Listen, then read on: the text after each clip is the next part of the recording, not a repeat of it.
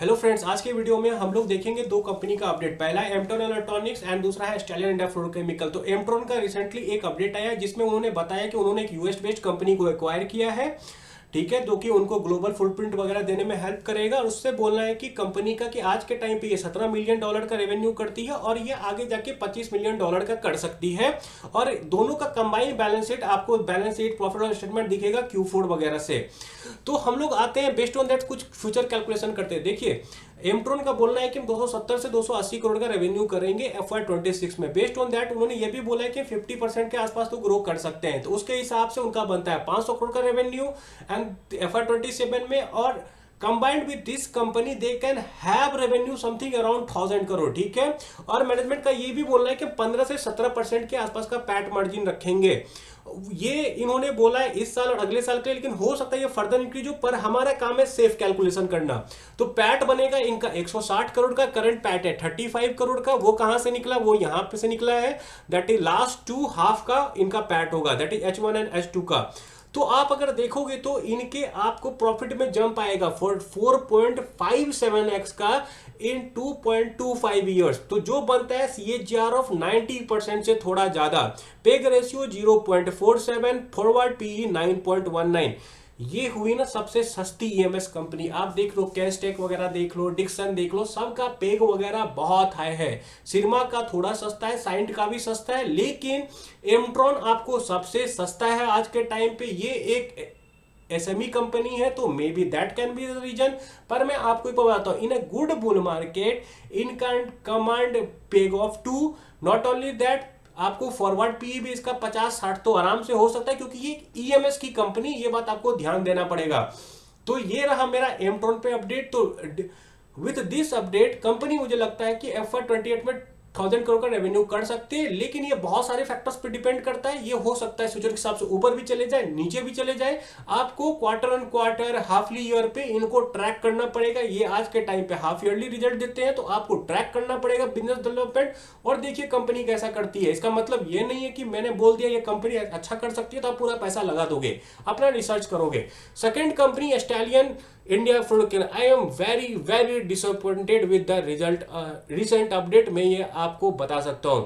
इनका क्या है कि ये लेके आ रहे हैं 364 करोड़ का राइट इशू, ठीक है। 364 का राइट इशू कितना बनता है करोड़ का? इनका मार्केट कैप है 1566 करोड़ का। मतलब क्या हुआ?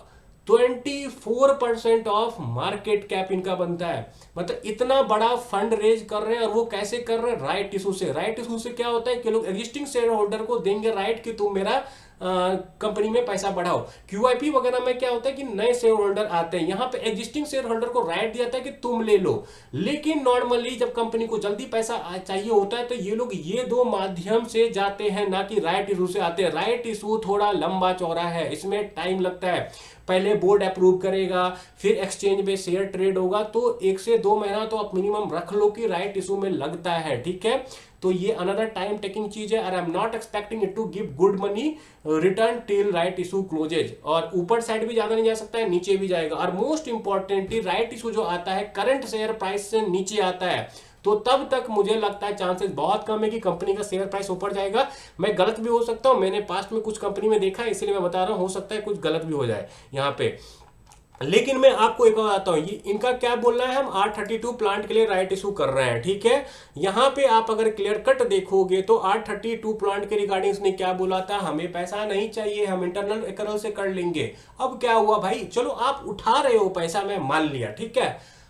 ठीक से आओ, बताओ कि क्यों उठा रहे हो। ऐसे में ना ट्रस्ट इशू हो जाता है। मुझे कैसे पता? मैं अंतर्यामी तो नहीं हूं कि मुझे पता चल जाएगा कि आप इस चीज के लिए उठा रहे हो, जिस चीज के लिए आपने पहले बोला था मुझे पैसा नहीं चाहिए, उसके लिए आप बोल रहे हो कि मुझे 365 करोड़ चाहिए। ऐसे नहीं होता है ना, आपको क्लियर कट आके बताना पड़ेगा। What I can say from my experience कि I have seen management, but मुझे आज के टाइम पे इस मैनेजमेंट पे भरोसा नहीं हो पा रहा है, क्योंकि ये मैनेजमेंट आपको ठीक से डिटेल नहीं शेयर कर रही है, और जो पहले बोली थी उससे सीधा पलट गई है, ठीक है। इनको एक कॉल करके आपको अपडेट देना चाहिए, हम लोग को देना चाहिए अपडेट, ठीक है।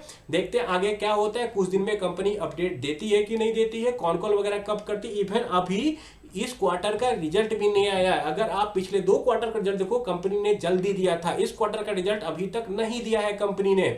तो मुझे कुछ कुछ रेड फ्लैग्स दिखने लगे हैं कंपनी में। लेट्स सी कि इनके राइट इशू में कौन पार्टिसिपेट करता है, मुझे नहीं पता। And it is not a buy sell recommendation, but currently I am not happy with the recent development. देखिए, प्रोमोटर का शेयर से सेलिंग करना it not a bad thing, share price नीचे आना is not a bad thing, share price ऊपर नीचे होता रहता है। पर कंपनी अगर ट्रांसपेरेंट नहीं है ना, तो it is a red flag, सीधा सा बात है।